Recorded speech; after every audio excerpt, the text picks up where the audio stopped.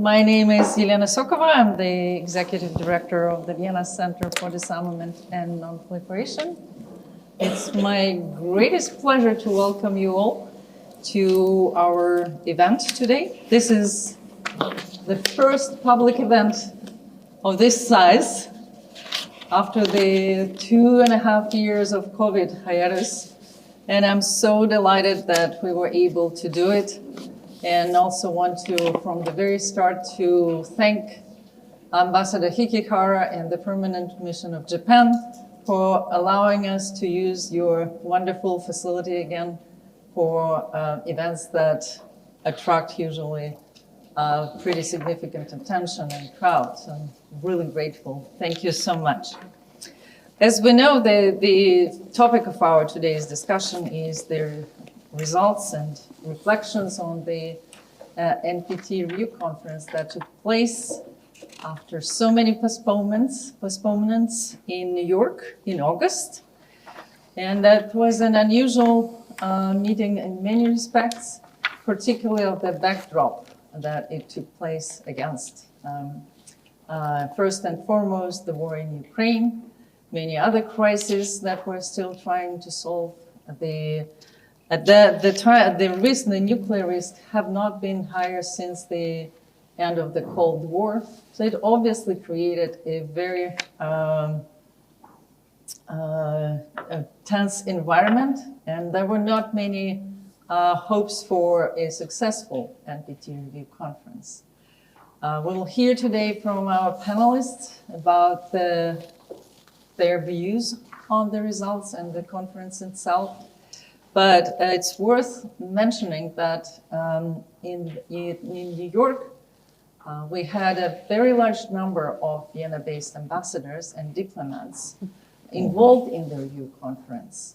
So in this respect, it's very important us to hear from those who worked there on the delegations and worked even on the main committees and subsidiary bodies, but also to reflect on how the results of the conference are affecting the work of many diplomats here in Vienna, of the international organizations based in Vienna, and overall the whole Vienna kind of issues portfolio. Without doing the introduction of the speakers at the moment, what I would like to do is to give the floor to Ambassador Hikihara to say a few welcome remarks, and then we will proceed with the panel. Welcome. I'm standing in front of you as the landlord of this premises. So welcome to the Japanese delegation, and welcome to this the first big VCDNP seminar after the review conference. I see among you many of my dear colleagues and friends, and all of us spent a rather painful, long summer in New York. And then we came back to Vienna, and then again, we had a rather turbulent, again, the longest week of the General Conference last week. And I hope that everybody had a restful, enjoyable weekend, but the world never let us alone. This morning, North Korea launched the ballistic missile, the 20th this year, but the first time in these 5 years to flew over Japanese territory. We, of course, strongly condemn this act of a flagrant violation of the related United Nations Security Council resolutions. So, given all these things, it is a very good time, 1 month after the review conference, to sit back and get together and to take a stock jointly of what happened in August this year. Of course, from the beginning, this review conference did not enjoy a very bright prospect for a consensus document, given all the difficulties that already Ms. Sokova touched upon. But still, I believe that we did a very good effort, and the result was there. We all agree that the NPT is the cornerstone of the international nuclear disarmament and the non-proliferation. And as far as we are concerned, Japan has a strong conviction that maintaining and strengthening the NPT is the realistic path toward a world without nuclear weapons.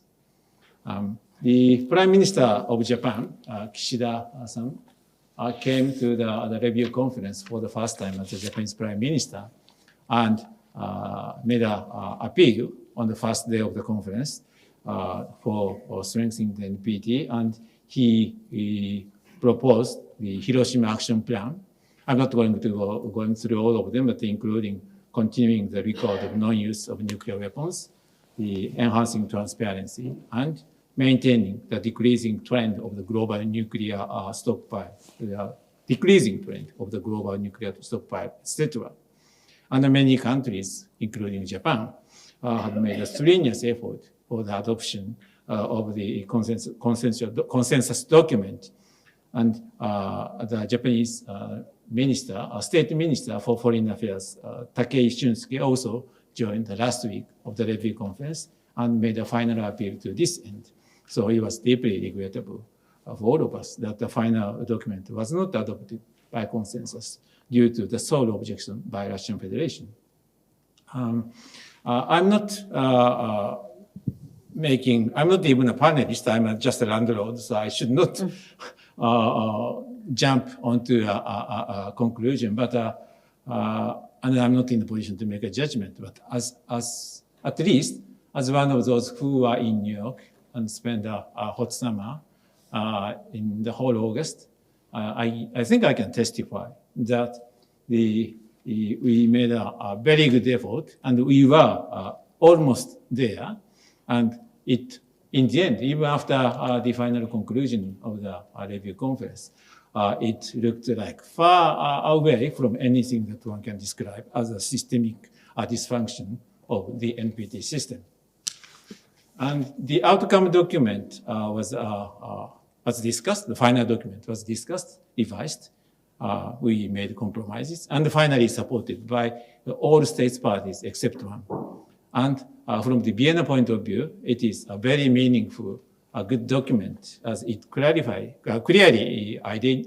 indicates that in the NPT regime, the IAEA plays a leading role in the two of the three main pillars, namely non-proliferation and the peaceful uses of nuclear energy. The review conference emphasizes that the safeguards of the IAEA are a fundamental component of the nuclear non-proliferation regime, and the review conference welcomed the continuing effort of the IAEA to enhance the effectiveness and the efficiency of the IAEA's safeguards.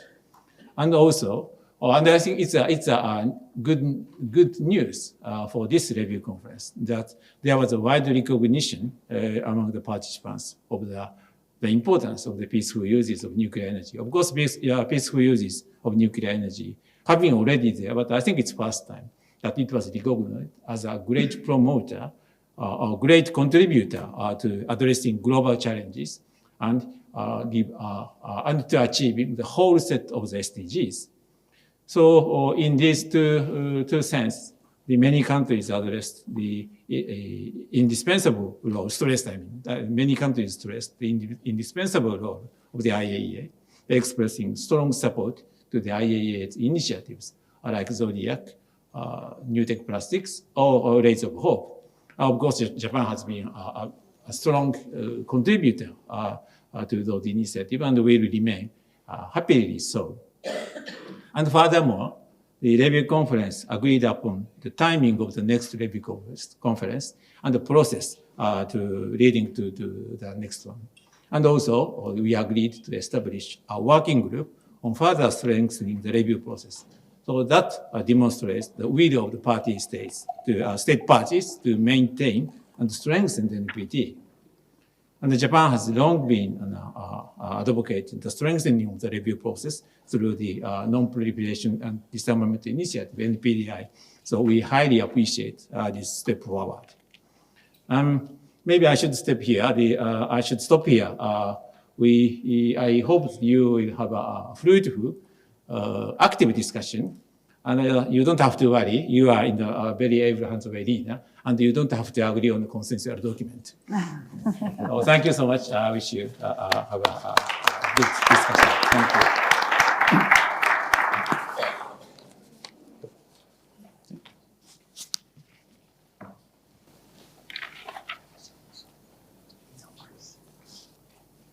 Okay, thank you, Ambassador Merchant. Welcome with remarks and support and your observations from the work.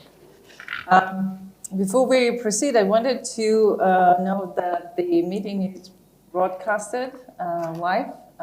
Unfortunately, our viewers cannot ask questions, so we will rely on the audience for the Q&A part. But for that, I think we should dive in, and we have a stellar panel today.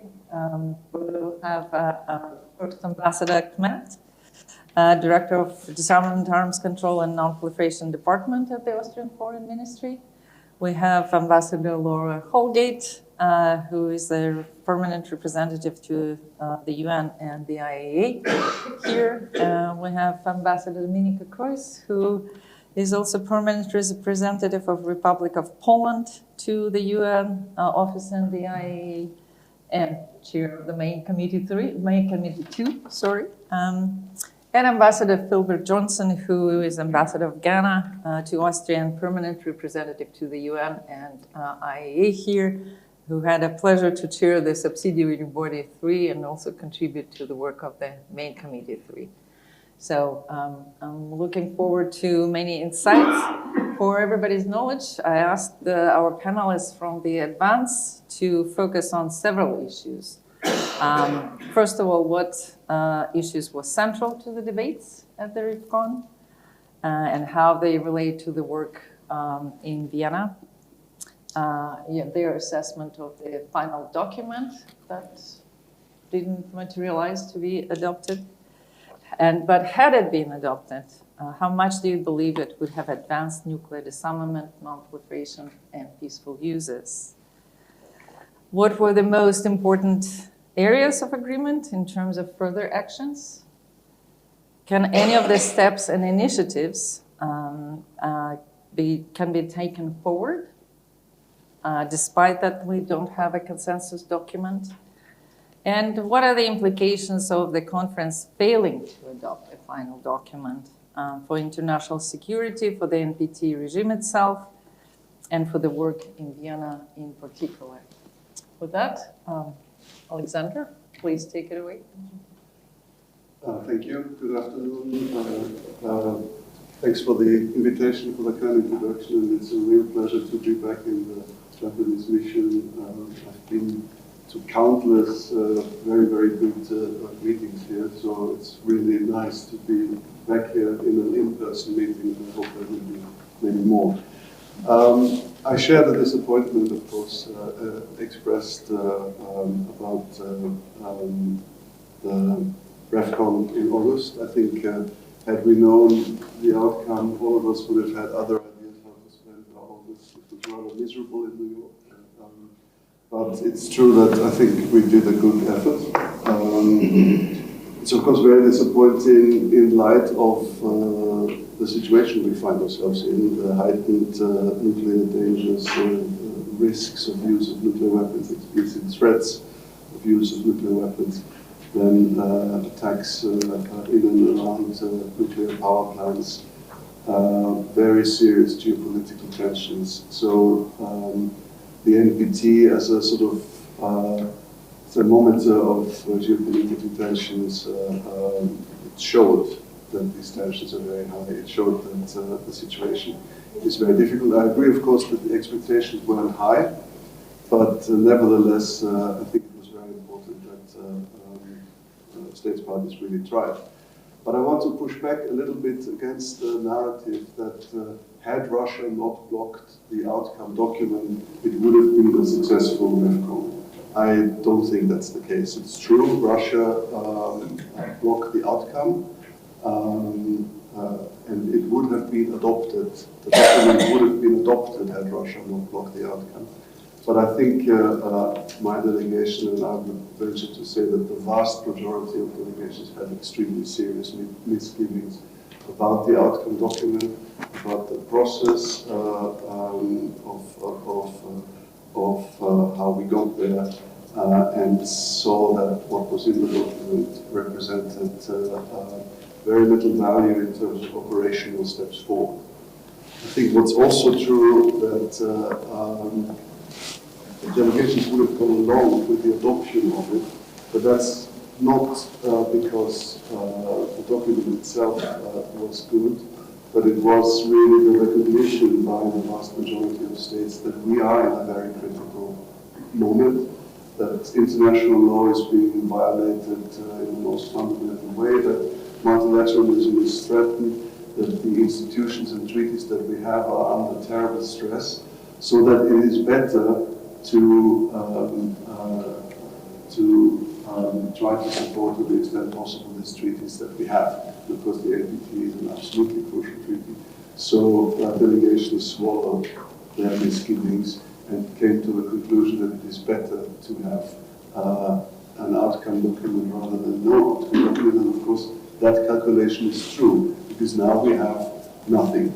We have two failed NPT review conferences, and even though all states parties expressed their support about the NPT, it is unfortunately so that the NPT obviously is threatened and is weakened by the fact that we cannot and have not agreed for 12 years on an outcome document, and by 2026 it would have been 16 years since the last time an NPT meeting was able to agree on something, provided that in 2026 we will be able to do that, which of course is not good for the regime, it's not good for the issue, and it's certainly extremely negative in light of the terrible, most heightened risks and dangers that we find ourselves in.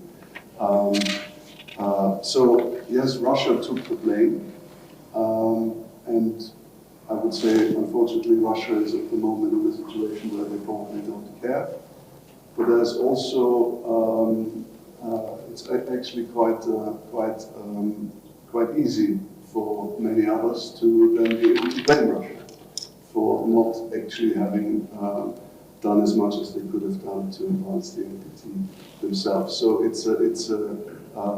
would say, at least from the perspective of non-nuclear weapon states who really look at the NPT to deliver on the three pillars, that's a very disconcerting outcome. Geopolitics was extremely visible. Of course, the Russian invasion in Ukraine was omnipresent, but it was also other geopolitical aspects. I think for all the participants, it was very clear that China was playing a very assertive role. The issue of naval propulsion was a very, very strong issue, of course, in the back of the discussion on AUKUS. So it was visible for the perspective of non-nuclear weapon states that there is an enormous trust and confidence deficit among nuclear weapon states. Very hard to find areas of agreement, except I would say one, that because of the geopolitical tensions, there cannot be any forward movement on the convened. I think that was very disappointing, at least for my delegation, but I think for many others as well. And certainly, if you look at what we came up with on Pillar 1, this is extremely disappointing. We have, I would say, the only positive thing that I would point to is that it seemed that both Russia and the United States were in agreement to commit to a start-following agreement, which of course is of paramount importance, and then that we had a number of recommitments. So we had recommitments, we had qualified recommitments to past qualified commitments, which of course is important, it's better than the opposite, but we were not able, it was not possible to lay on anything new. We have a little bit of aspirational, declaratory language, which was important. I don't want to dismiss this, but certainly it was made absolutely abundantly clear that there is no way any forward movement compared to 2010 was possible. The much hyped talk about nuclear risk reduction beforehand, we achieved very little there. Similarly, we achieved nothing in terms of timelines and benchmarks, and even modest attempts to increase accountability and transparency were pushed back by some, not by all. I need to say that. Of course, the nuclear weapon states are not all the same, but the net result of the different priorities of nuclear weapon states was certainly that no forward movement on Pillar 1 was possible. Now I think also Pillar 2 was very difficult, very divisive. I think Pillar 3 is probably an exception, which still remained, and I think that's important, less politically charged than Pillars 1 and Pillar 2, but still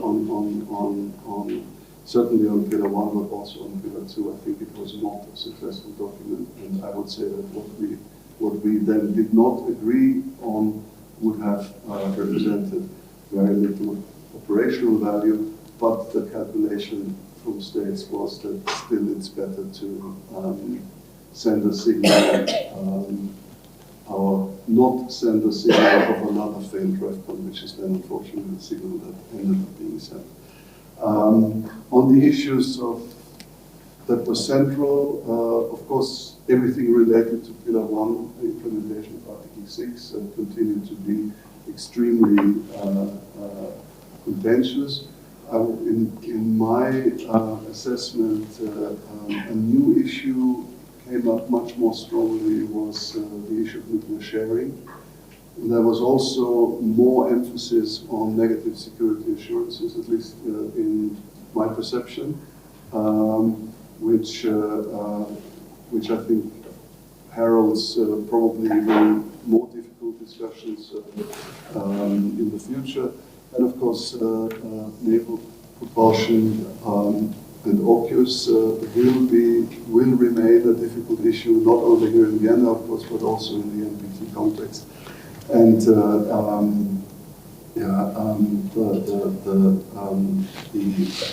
sort of topics that are on the agenda for a long time, Bishop Protocol, Middle East, and WME free zone, all of this will continue to be difficult. I already said on the second question, what was the assessment on the draft document? I think I've already made the point. I think it would have had very little operational value. And what was really disappointing was the very, very clear communication that underscoring the divide that we see in the NPT, that whereas the vast majority of states look at the current risks and come to the NPT with the conviction now is the moment more than ever to try to achieve progress, there was pushback in terms of that the geopolitical tensions are the reasons why not progress is possible. So we have a progressive agenda on the one hand and a very much status quo oriented agenda on the other side of the debate.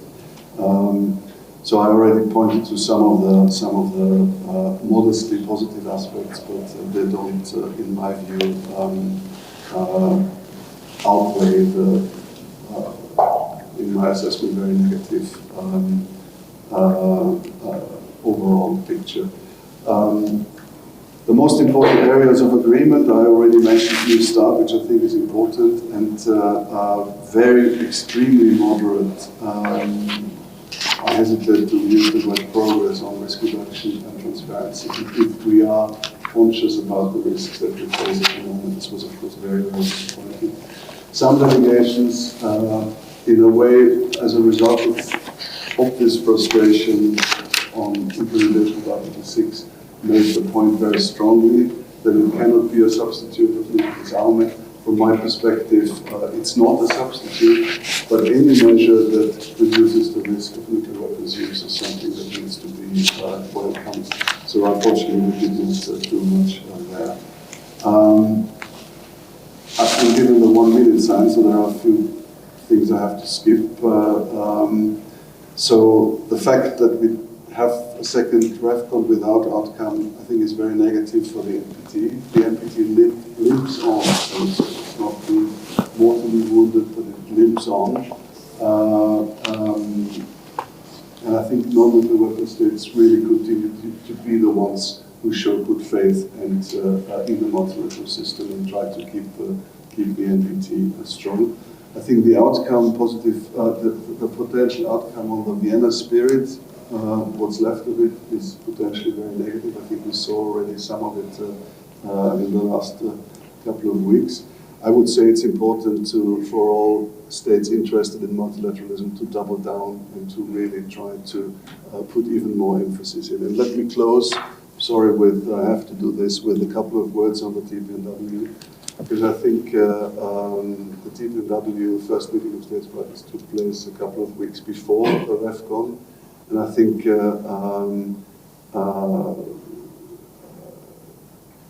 there was a very obvious contrast. And I think the TPNW emerges strengthened from this summer in comparison with what we saw at the NPT.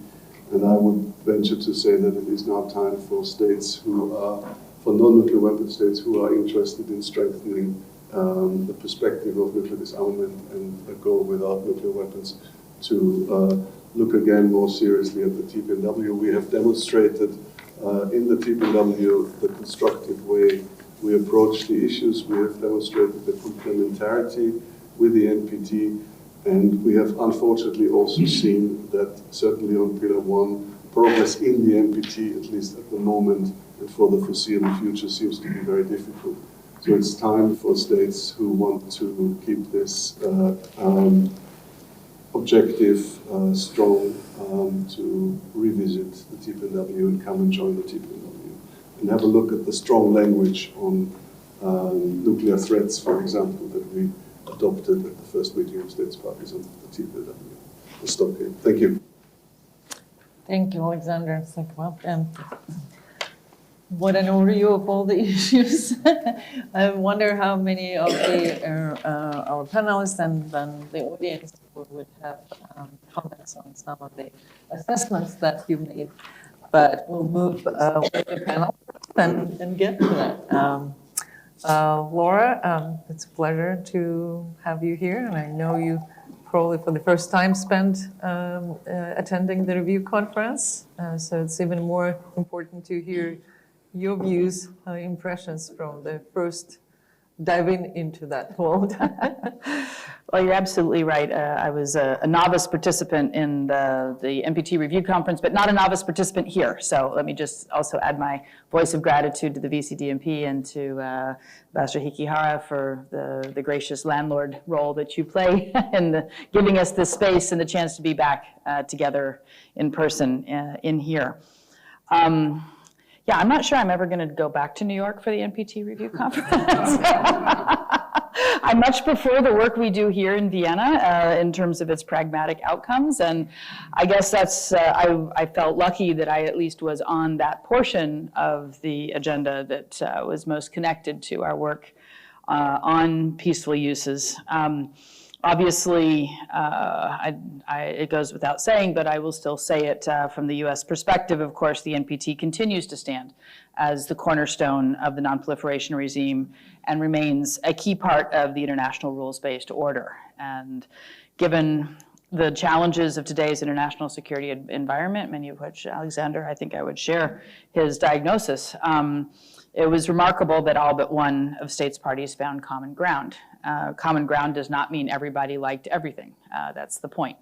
And I think it was quite remarkable to sit in the General Assembly room, my first time ever in that room. It's remarkable to sit there, just to sit there, but to sit there and hear, you know, after hours of waiting, Russia take the floor, reject the treaty, and then have country after country after country take the floor and say, we could have accepted this. We didn't like everything, but we could have accepted it.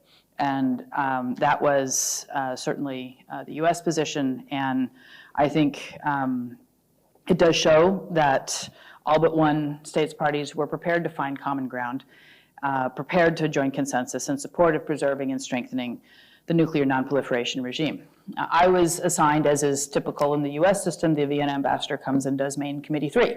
I was extra glad to get the chance to work there with my colleague, Ambassador Johnson here. And it's interesting to think about main committee 3 because even starting after the failed conference of 2015, there was a recognition that 2020, 2021, 2022 would be a tough year on both pillars 1 and 2, main committees 1 and 2. And therefore, then President-designate Rafael Grossi identified main committee 3, identified peaceful uses pillar as one that could in fact help carry positivity, show progress in a period where we were expecting to find challenges on the disarmament and nonproliferation goals.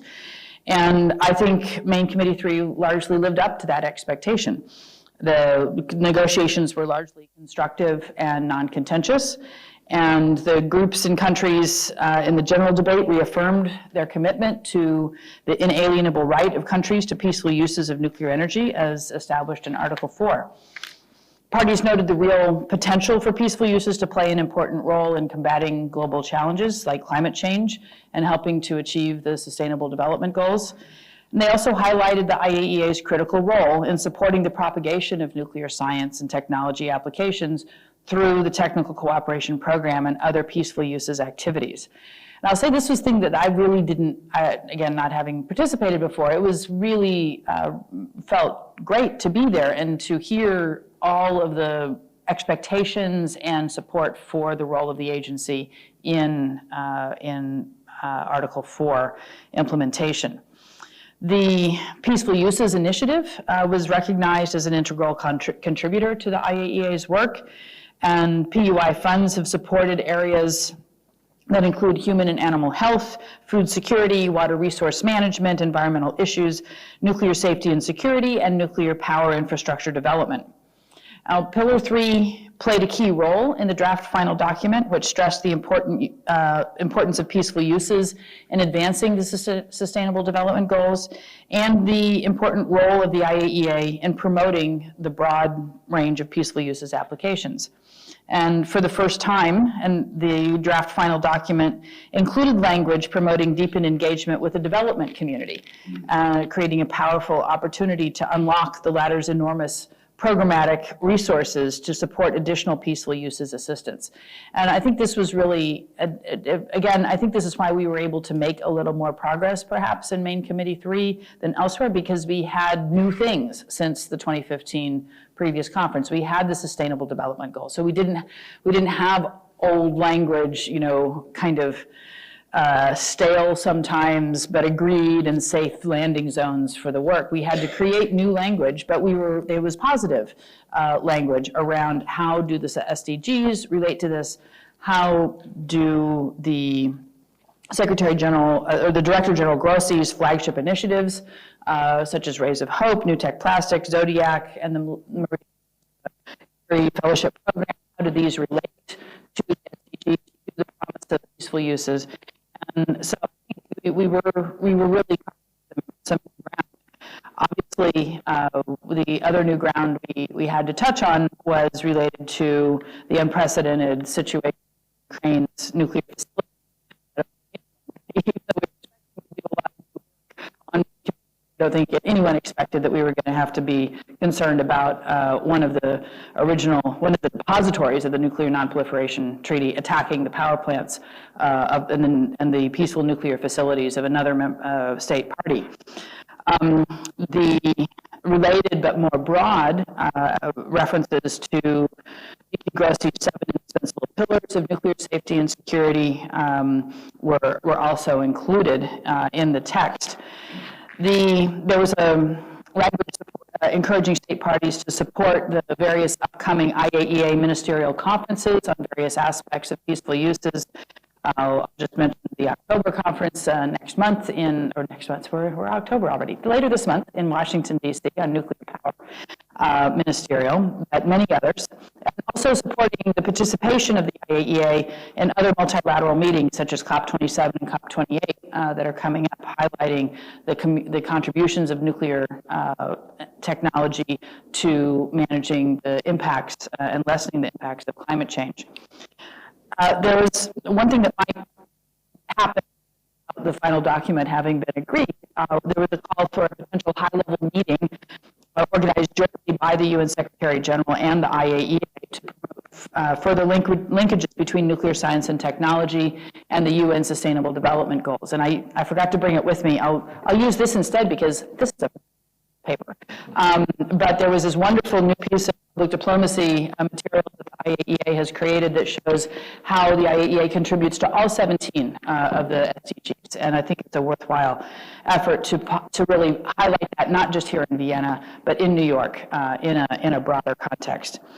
There were the usual discussions around the relationship of nuclear safety and security to peaceful uses, both commentary about it being the responsibility of the state to manage such things, and also the role that they play in encouraging positive public perceptions of peaceful uses, as well as balanced language alongside the canonical "do not hamper" phrases that we are so familiar with here in Vienna. I was also really pleased to see a lot of references to the potential application of advanced and small modular reactors to various aspects of peaceful uses, whether energy or electricity production, hydrogen production, industrial heat, and a range of other applications.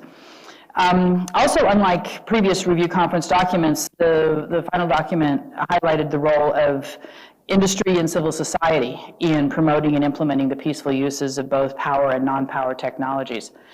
I won't go through in detail, but I'll just mention there were a number of side events that took place during the conference. The civil society organizations hosted over 20 side events focusing on or touching on all three pillars of the NPT.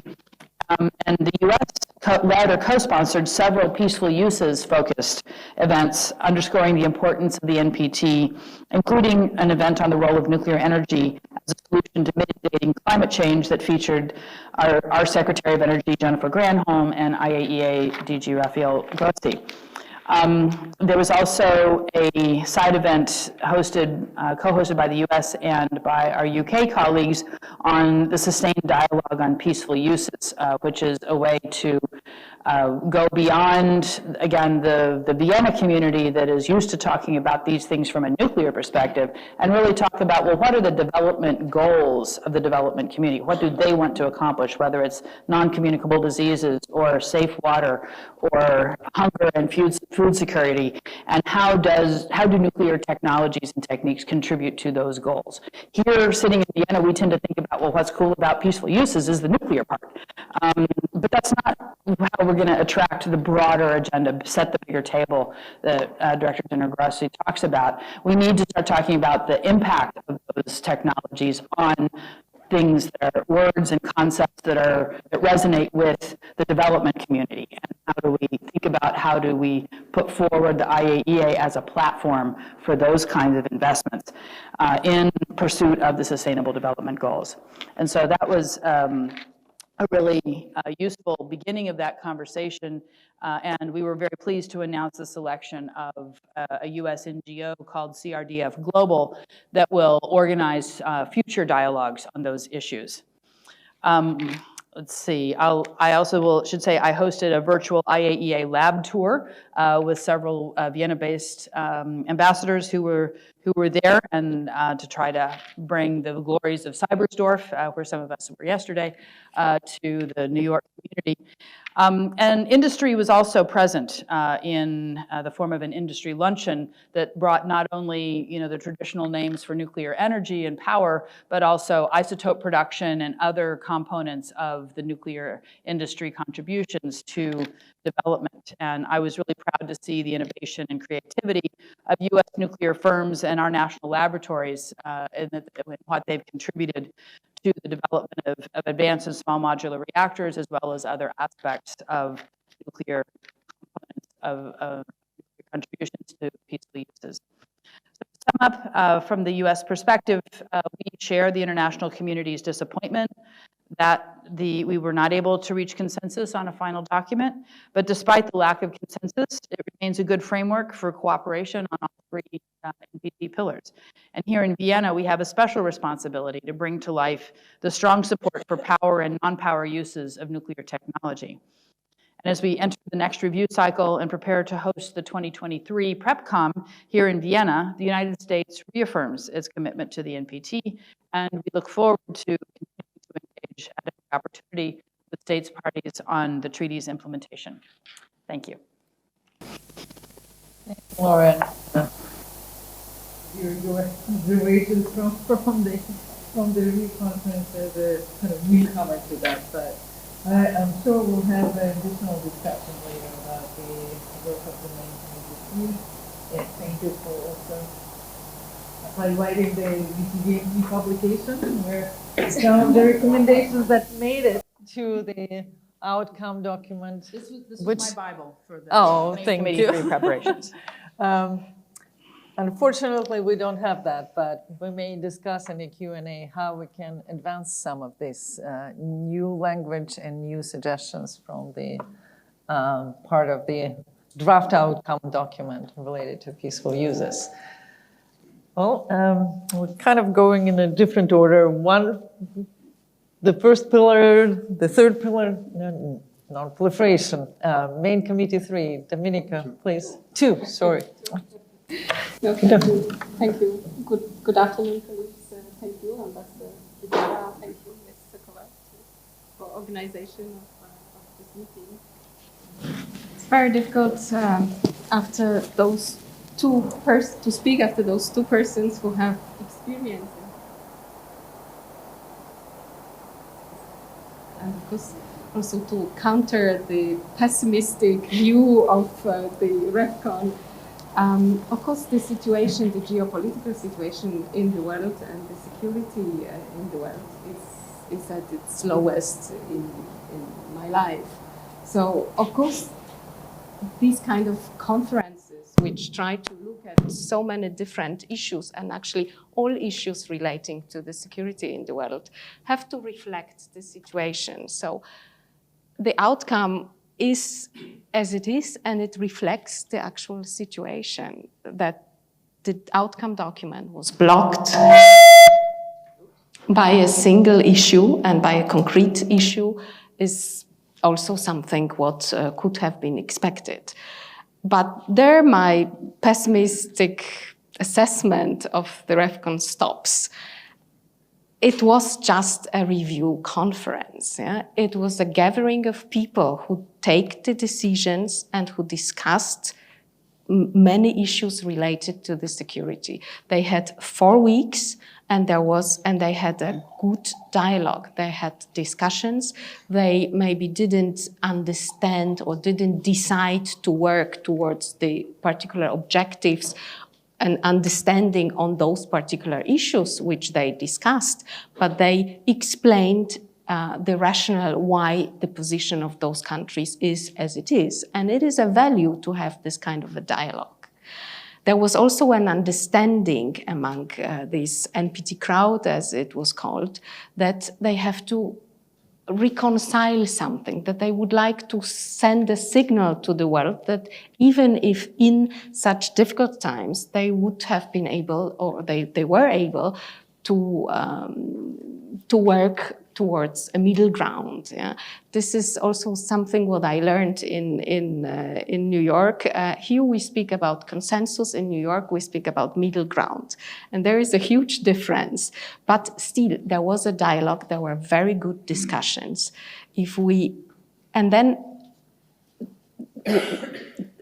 And then this discussion confirmed the status of the NPT. So the conference, if we treat as a step towards, we should set particular objectives and take decisions for the future. Yes, we don't have outcome document, but we have NPT. Everything is there, and it's still confirmed as the cornerstone of the non-proliferation, of the disarmament, and of the peaceful uses. So this is a huge value. We had discussions on many different issues, and also a positive discussion which we had was on the role of the agency and the mandate of the agency. So the agency was surely strengthened in all the discussions by all states parties. That's also a very positive element.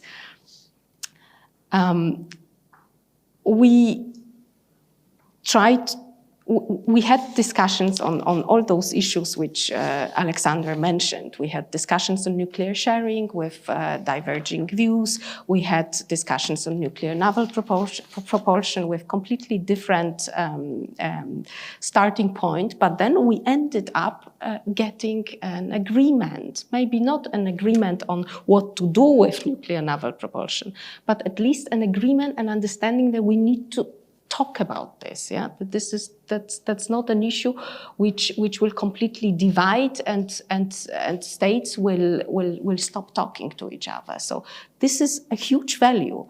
We had obviously discussion about the comprehensive safeguards agreement, about the additional protocol. We had states who stressed the voluntary nature of the additional protocol. We have states who stated the current standard, that the additional protocol is a current standard verification. But then we found an agreement on this. And even if this was not adopted, this is a language which shows a middle ground for states. And I'm quite sure this will be used. The outcome documents in 2010, it's not really totally true that there was an outcome document adopted in 2010. There was just the part on the recommendation, and with the recommendations and with the conclusions which was adopted. So the past commitments, the text on the past commitments was not adopted. So we tried to look here in relation with the status of the additional protocol at the language of 2000. We finally agreed 20 years later, we agreed on a language which brings the states together and does not really show the diverging views, contrary to what was included in the document of 2010. We had an understanding what to do with non-compliance. Of course, non-compliance could not be evaluated in a positive terms, but there was an understanding that all cases of non-compliance should be handled in a diplomatic way. So this is also a positive aspect. We had discussion on many regional issues, and also on all those regional issues, we were able to find a middle ground language. Views different were expressed on the status of the SQPs, but then we found also a language which shows that there is an agreement among the states. Some wanted to have it to stress that the SQPs should be amended and resigned, and that this is a protocol which does not really allow to draw a soundly based safeguards conclusions for the states. But still, we found a language which was a middle ground to be accepted by all member states. We had discussion on state-level approaches. We had discussion on export control. We actually and this thanks to the secretary of the main committee too, Mr. De Francia from the IAEA, we found a very good language on export control, which also tries we rewrote it completely, which also tries to balance the status of the regime and its role to facilitate export, but on the other hand, not to hamper the transfer of technology. So again, a language which could be, which states were able to accept. We had a good discussion on the nuclear weapon-free zones. Of course, the situation is as it is, and with the language, we cannot really create a completely new situation. But there was, again, a bit of understanding of what to do with the protocols, on how to handle the status and of the protocols, and how the states could become parties to the protocols, to the treaties. So maybe a very moderate steps, but we managed. Yeah? We found, as I already Alexander mentioned, we found language on naval nuclear naval propulsion, and this was for a very long time an issue of discussion. This is a very serious issue. We'll come back. But there is more and more understanding that this is a safeguards issue, that agency has a role to play in verification of the agreements. And the more we discuss, perhaps the more it will be possible to find a satisfactory way about how to treat the nuclear naval propulsion. The impact of the Russian war on safety, security, and safeguards issues in Ukraine. Of course, this is a very serious situation. It was brought into the discussion by many member states. This is a question of responsibility of this. Is a loss of control over the nuclear facilities by a competent authority. It's a question of the responsibility of the state, question of how this state fulfills its safeguards obligations, its how the verification commitments are handled. There were voices in the discussion to handle this as to address this as to try to find a solution as a general principle. All right, 1 minute. As a general principle, or also to address the concrete situation in Ukraine. The text which I proposed to the states reconciled both, so covered both, and concluding, even if this text was not adopted, it will be a point of reference. It's there. It's there as the chair's working paper, and it's also there as the part of the draft report of the conference.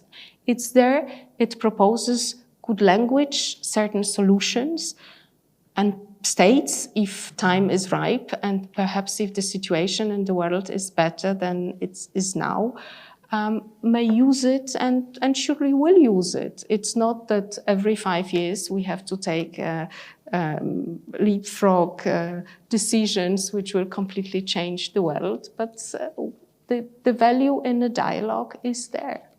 Thank you. Thank you, Ambassador. Like me, with your this one, the glass is half full of empty. You're the most optimistic observations. Depends on who you ask and what issues you work on. It's really so great to have the observations from different committees and but overall from the conference. And Ambassador Johnson, last but not least, you actually were chairing the Subsidiary Body 3. And from what I understand, that's the only kind of forward-looking agreement that came from these discussions. But I would also be more than happy to hear your observations from the conference itself and from the work of the main Committee 3 and others. Yeah, thank you, Elena, for organizing this event. And I would like to also thank you for the tremendous work that VCDNP has done, particularly the report and recommendations by the task force on peaceful uses of nuclear science and technology ahead of the RevCom. And for Takeshi, I would like to thank you for the venue, but more importantly, for the constructive role you played in Main Committee 3 and SB3 during the RevCom, and we deeply appreciate it. We are eternally grateful to you.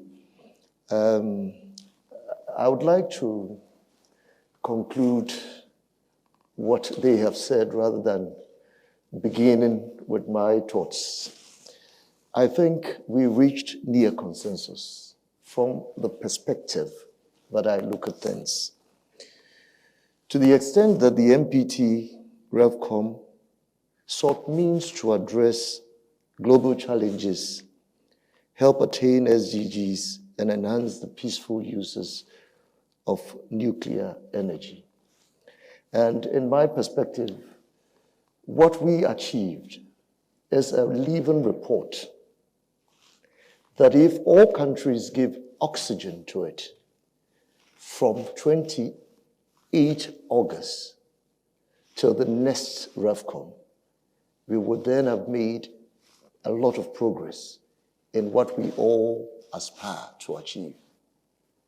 But if we sit down and wait for another RevCom, we would experience what others articulate in pessimistic terms.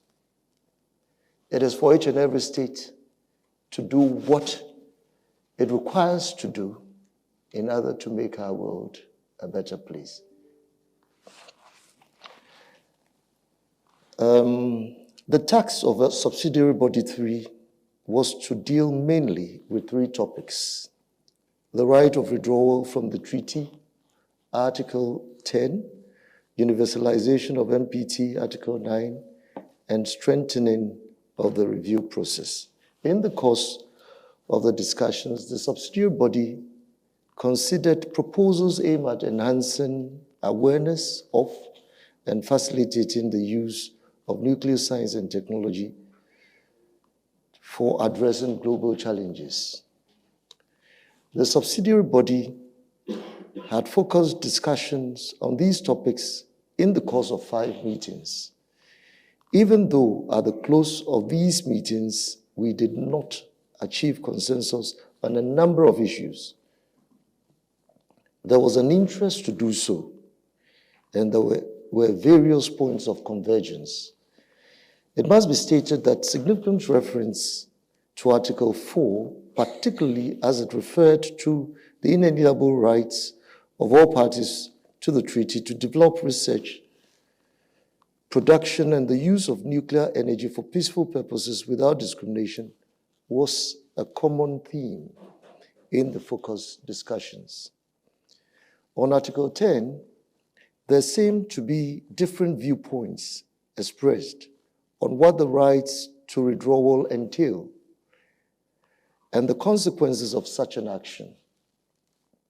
While it was the contention of a number of states parties that the provision should be read in its literal form without any further purposive interpretation so as not to create ambiguities and also to serve as a disincentive to non-state parties that may wish to join the treaty, others felt it was essential for state parties seeking to withdraw to understand that withdrawal does not extinguish their obligation and they may still be bound by their non-proliferation commitments and any technical assistance that they may have benefited from as a result of being part of the treaty. It was submitted that the full non-discriminatory implementation of the treaty could contribute significantly to universalization of the treaty. On strengthening the review process, there seemed to be convergence of views on some areas, particularly with respect to the participation of women. the full, equal, effective, and meaningful participation of women. The need to integrate gender perspectives across all disarmament and non-proliferation decision-making processes was repeated by quite a number of delegations. Even though initially we were coming from different points of view, the ideas coalesced into what you find in the draft report of the president. And so in that respect also, we can say we reached consensus on that matter. On the question of forming a working group, an open working group, to discuss how to enhance the effectiveness, efficiency, transparency, accountability of the review process, there was consensus. Even though, as Dominika said, you start from different perspectives and then you get to a middle ground. Eventually, all delegations agreed to it.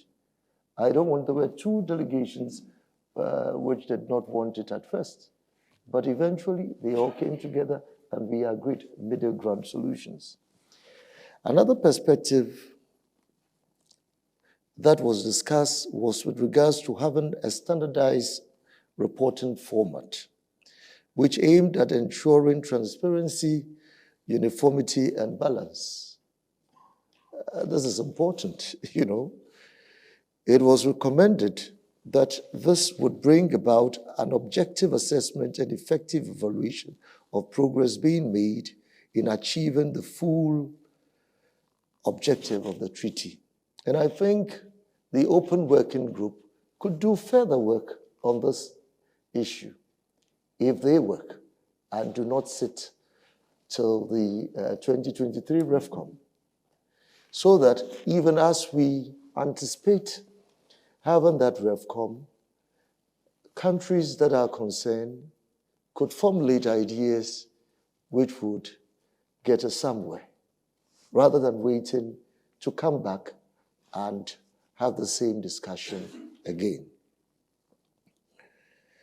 With respect to mainstreaming the use of nuclear science and technology in addressing various global challenges, particularly in the attainment of the Sustainable Development Goals, several ideas came to fore, and there was a sustained interest to discuss some of these. These include the need to hold a high-level dialogue between the Secretary General and the United Nations Ambassador Laura Holgate has mentioned that, and this is important, we cannot sit and idle and come back and say that this could not happen.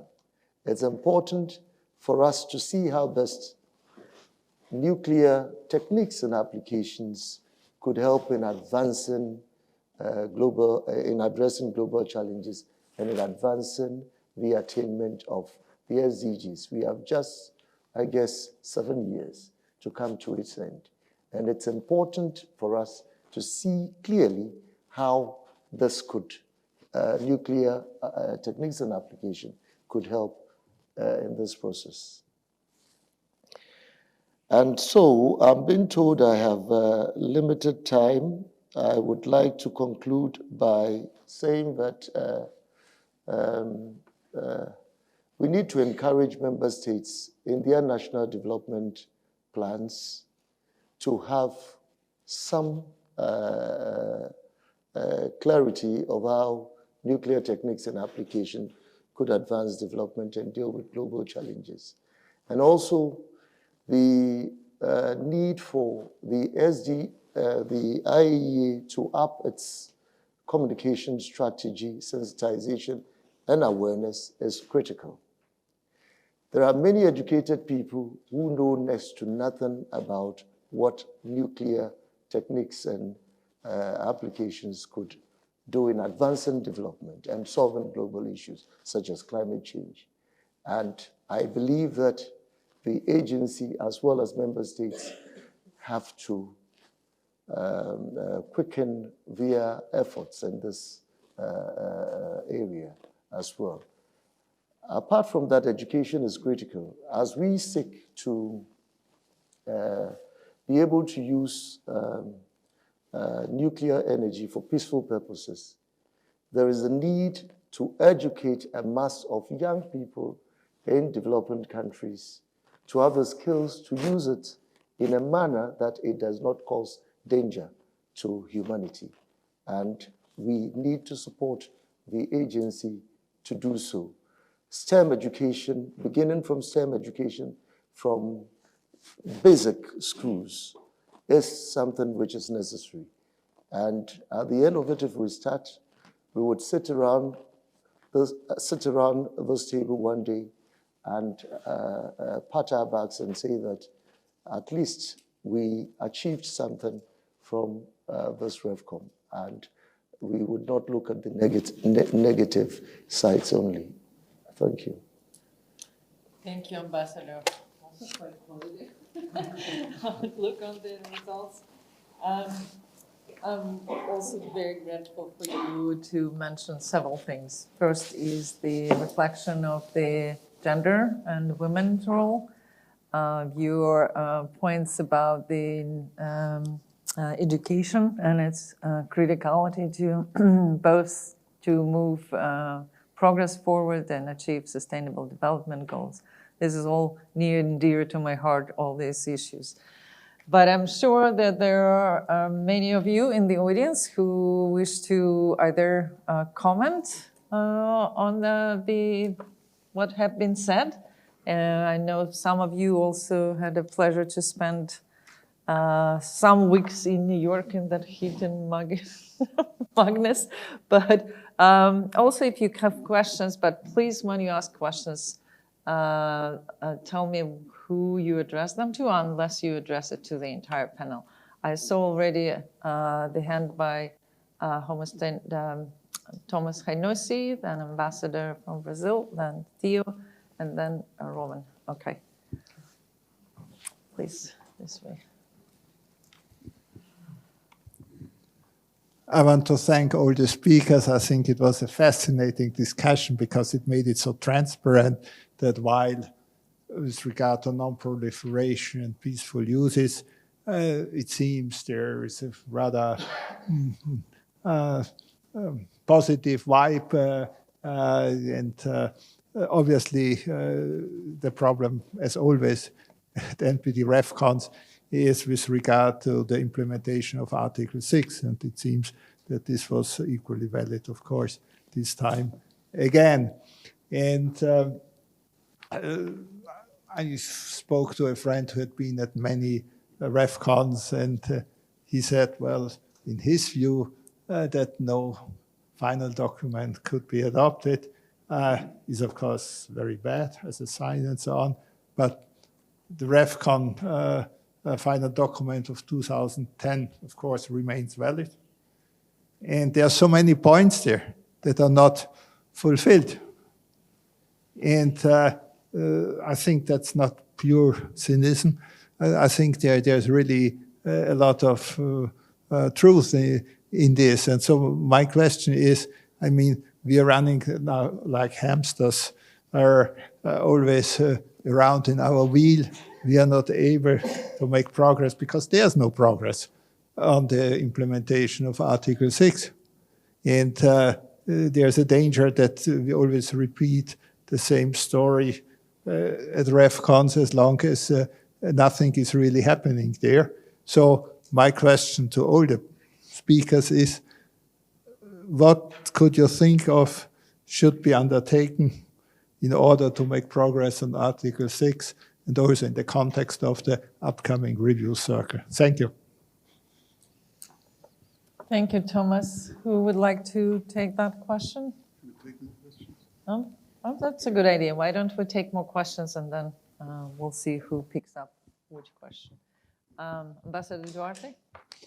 Thank you very much, Elena, and thank you very much to the mission of Japan for hosting this event, which is I also find very interesting. Thanks to all the panelists, they have given firsthand comments on the conference of the NPT, and I think matters of great interest to all of us.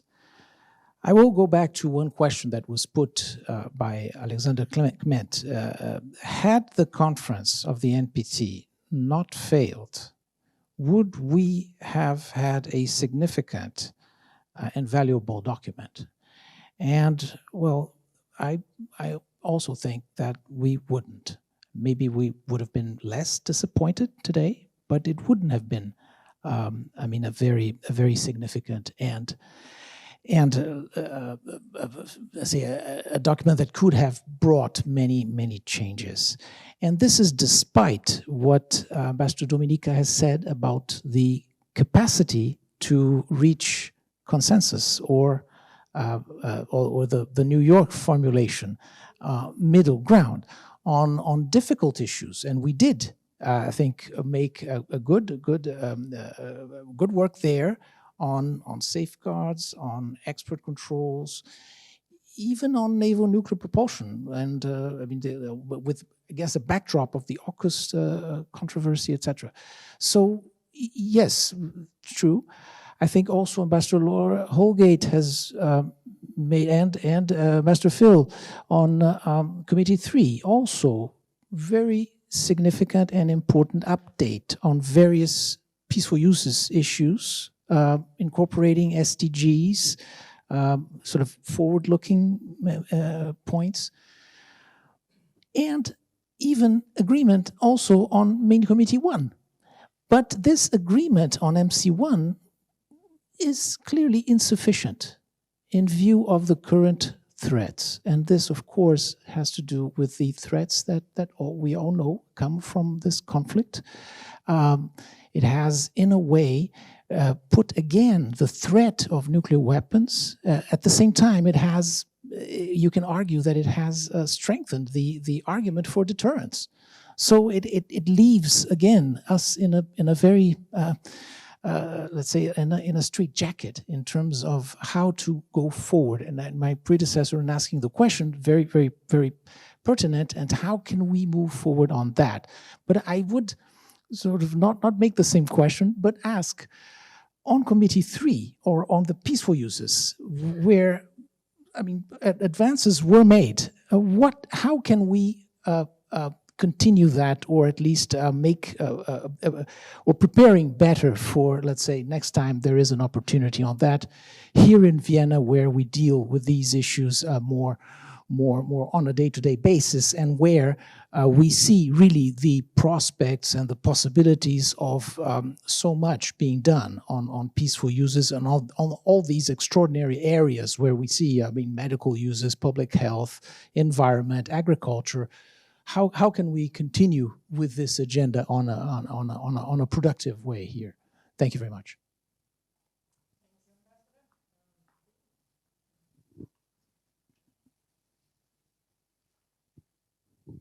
Thank you very much for a great panel. Hi, everyone. I'm Theo Kalionzis from the MacArthur Foundation in the United States. My question is also related to Main Committee 3 and for Ambassador Holgate and Ambassador Johnson. Ambassador Holgate, you mentioned CRDF Global and the investment in civil society as a convener on the future of nuclear energy as a climate solution. You also generously supported the VCDNP paper there by propping it up on the water bottle. I just was hoping, obviously this is a huge topic, the future of nuclear energy as a climate solution and ensuring the safe and secure expansion of nuclear energy. I was just hoping you could expand out a little bit and talk more about the role of civil society in this effort. Thanks.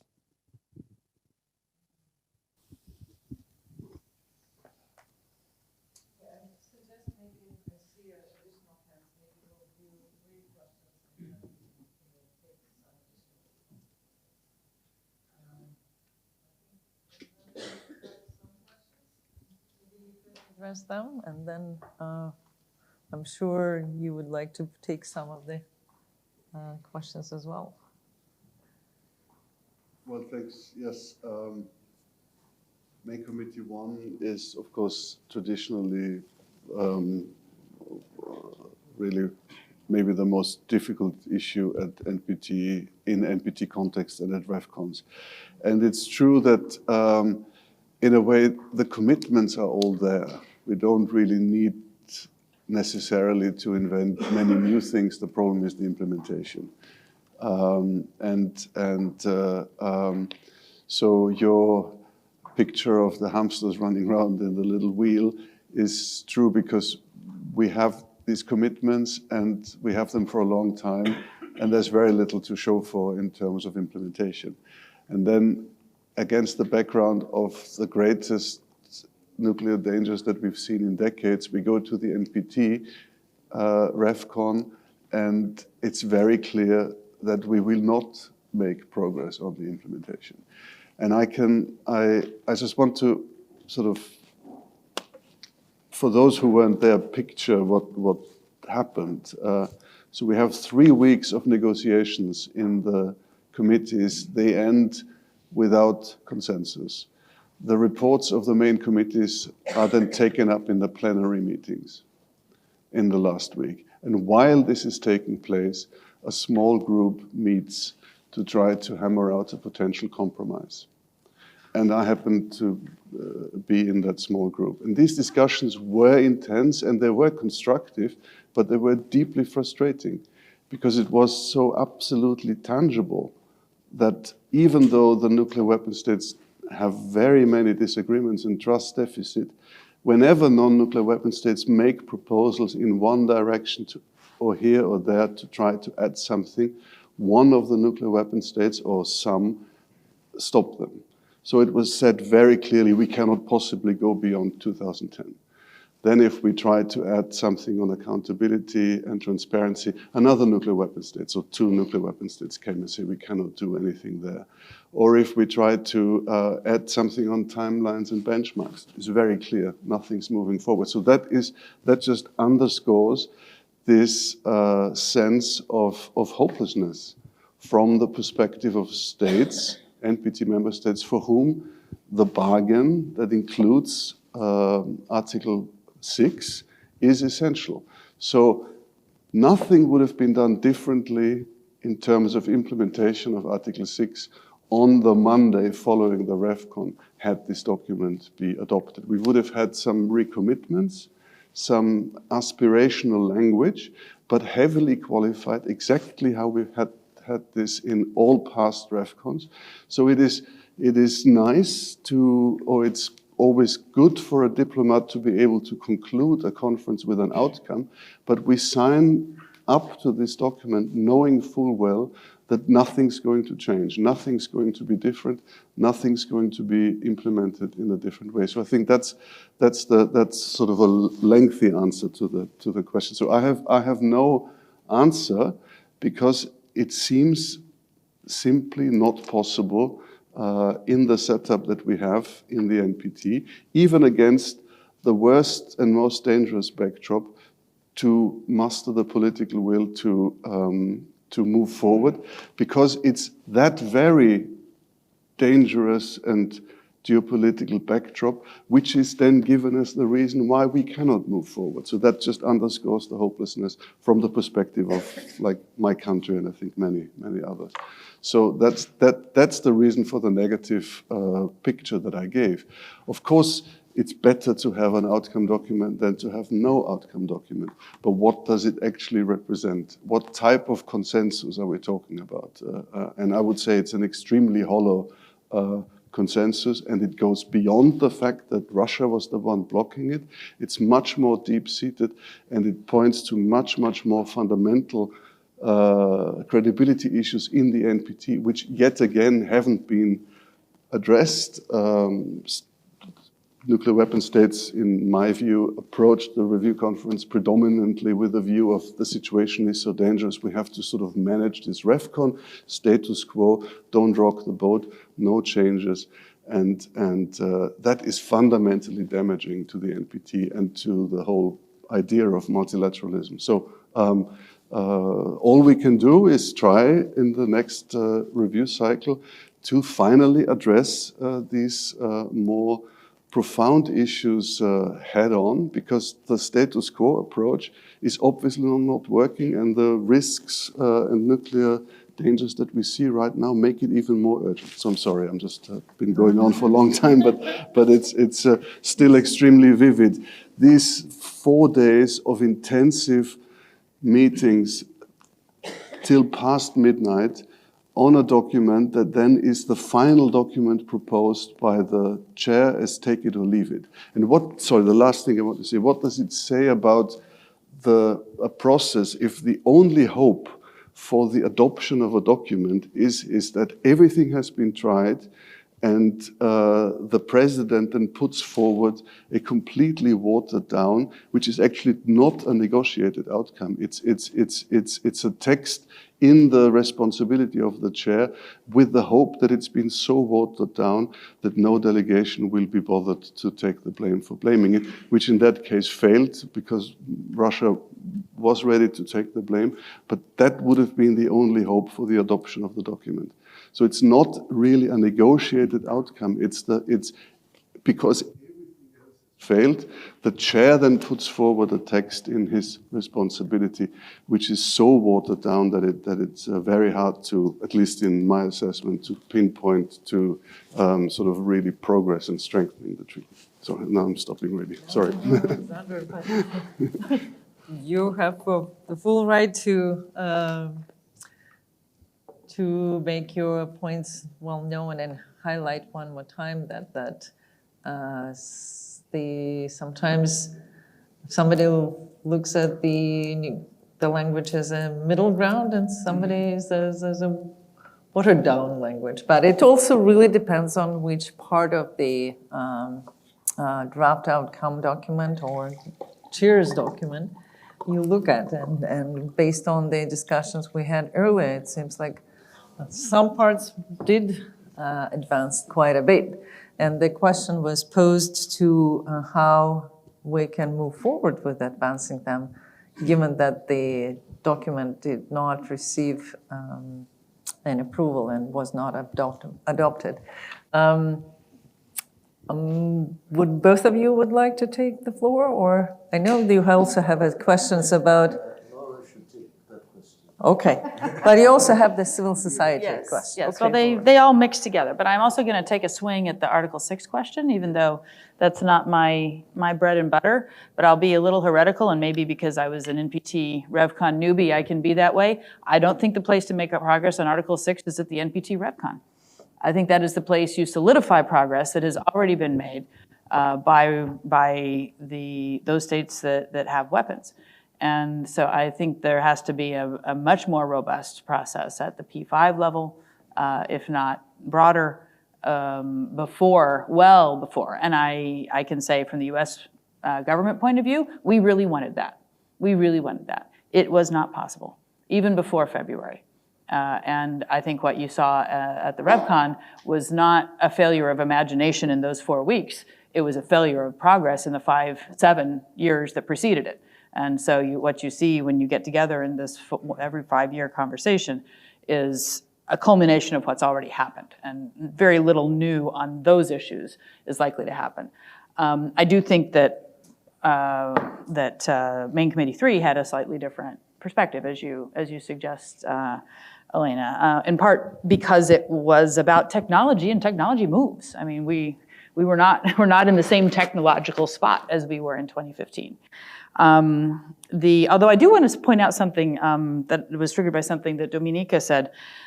Even though the last kind of approved final document was 2010, I heard many countries in the course of many delegations in the course of the negotiations reaching back to 2015 language as representative of middle ground that had been achieved then that might help us get through a sticky process. So I do think, if not a consensus document, we have what I might call a word farm of language on a particular issue as we're wrestling with that issue, whether it's here in Vienna or in future PrepComs and RevCons, where there had been some kind of middle ground found on that particular thing that might help move things forward. As to the peaceful uses issues, I do think there was a lot of novelty, as I mentioned, and I think we have some very specific things that we can do. The high-level meeting proposed between the IAEA and the UN on the SDGs and the interaction, I think, is a very concrete, actionable thing that this document didn't. The fact that this wasn't a final, consensus document takes nothing away from the brilliance and value of that idea. The Sustainable Dialogue on Peaceful Uses is another one of these that is going to happen irrespective. We put it specifically on the table in support of Grossi's concept of emphasizing and highlighting and expanding the conversation. But it's valuable irrespective of whether that helped us get to a consensus document, and so we will proceed with it. In this case, Theo, to your point, I think what has been, the idea is that civil society can help break the barriers that have been holding us back. And I hinted at these earlier, where we sit here in our nuclear city, and say, okay, what's cool about the stuff we do here, and how can it contribute to this and that? But we're not good at putting it in a way that is comprehensible and appealing to the various communities that hold the development dollars. And so I brought here a handful of pet rocks in my pocket that I've shared with some of you in the course of my months here so far. One of them is on opening the coffers of the U.S. Agency for International Development in support of the work of the agency. And that is going to take a very specific kind of conversation that begins with their goals and their priorities and figuring out how to characterize nuclear technology contributions to those activities and the efficiency of the IAEA as a delivery system, as an investment platform to achieve those development goals. And it just happens to be nuclear. It's not that what defines them is that they are nuclear. It's that they are an additional, an efficient, a complementary way to achieve a development goal, whether it's food security or safe water or climate. And I think what's the model that is proposed or is envisioned in the CRDF Global Award is that an NGO can do better perhaps than a government at getting across those various communities. And the other important thing, and you asked me yesterday when we were out at the renewal facility of whether Ghana can be part of the Sustainable Dialogue. The answer is, well, obviously, of course, any country can be part of the Sustainable Dialogue. The point is to create these regional conversations and conversations where it's not just the development bodies that are the holders of the resources, but also the development bodies that are inside the developing countries themselves, that they know to ask for rays of hope if they're worried about cancer care in their country, that is part of their vocabulary, that they understand, because it's a push-pull system, of course, when you're talking on the development side, where there's the organizations that have the resources to offer, and there's the organizations that have the needs that need to be met. And both sides need to see the value that nuclear-oriented technologies can contribute to all across the 17 goals. So I know one of the things I really want to hear from the CRDF Global people when I see them later this month is how they are planning to break down those barriers, how they are planning to use their existing regional networks to reach beyond the national security,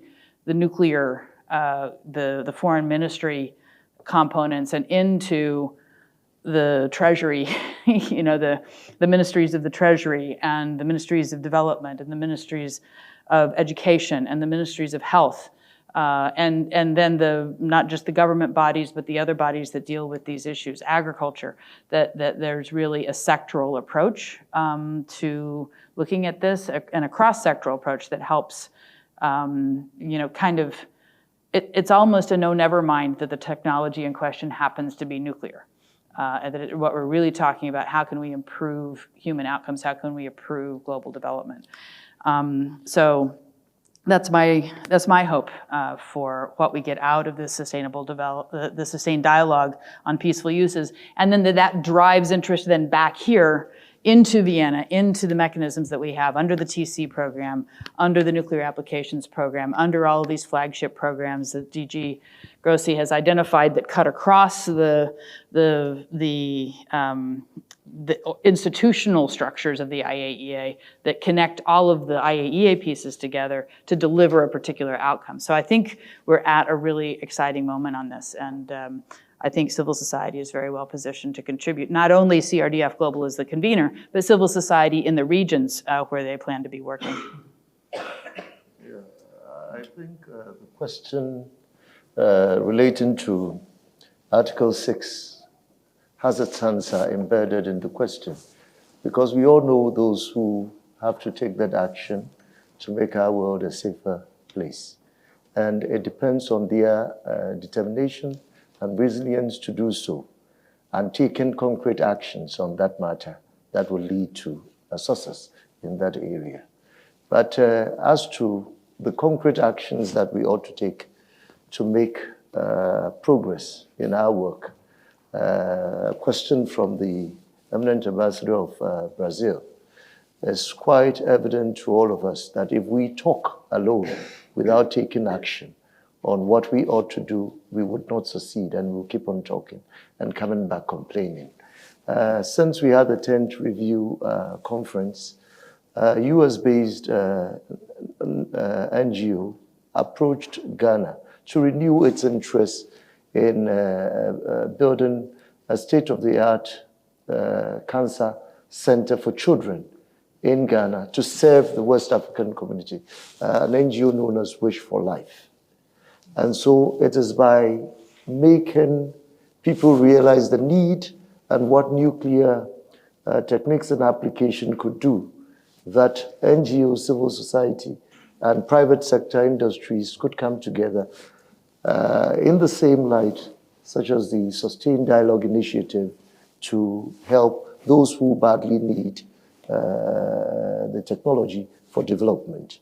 And so in Vienna, it is my considered view that those of us who are interested, those ambassadors, those delegations that are interested in seeing progress should make sure these issues are brought onto the table for discussion. And let us come together to make concrete suggestions on how we move forward. And we should monitor what goes on so that we only do not come and have a talk shop and leave. We should ensure that we take concrete actions, even with limited resources, in what we aspire to achieve. Thank you. Thank you so much. These are the wise words. We will certainly want to see more efforts on everybody taking responsibility for all the different parts of the NPT and its discussions. But we ran out of time, unfortunately. I apologize for those who we didn't have time to take your questions. Just to summarize that, I think we already saw that some of these issues are going to and will be affecting our work. You know, the last week was very demonstrable experience for many. The issues that were somewhat found a middle ground in New York, we will still have to deal with.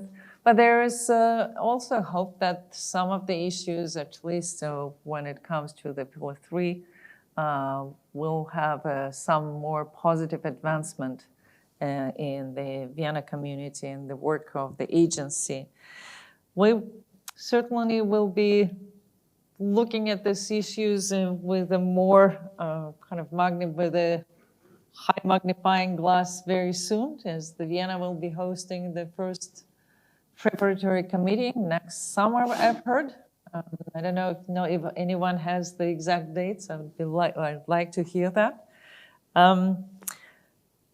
We will also probably want to hear more on how the working group on the review process that was established starts its deliberations and proposals in advance of that. But I also want to thank all of you for, first of all, coming and engaging in today's conversation.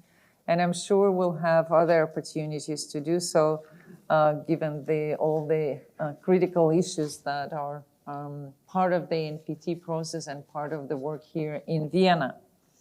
I want to once again thank the Permanent Mission of Japan for being so gracious and allowing us to use their wonderful facility.